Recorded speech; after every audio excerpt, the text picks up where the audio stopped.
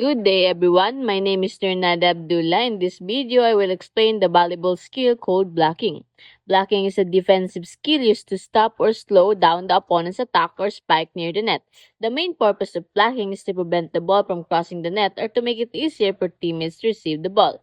To perform proper blocking, players need good hand positioning, body balance, and timing.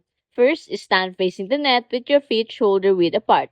Keep your knees slightly bent and your body balance. Raise both hands above your head with your fingers wide spread.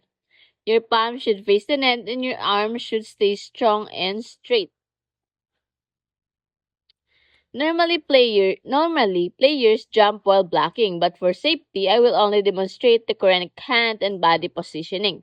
When blocking, both hands should stay close together to avoid giving space for all the ball to pass through. Your eyes should focus on the ball and the opponent's movement. Now I will demonstrate the basic blocking position slowly. One important technique in blocking is proper timing. Players must raise their hands at the correct moment to stop the attack effectively. Another important tip is to keep the fingers wide and firm for better control.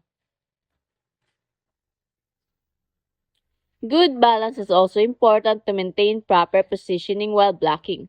Communication with teammates is also helpful during blocking because it improves teamwork and defense. Blocking is an important skill because it helps defend the team from strong attacks and gives the team a better chance to continue the rally.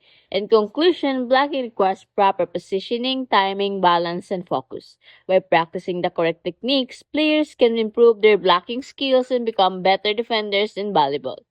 Thank you for watching. I just had to let you know you're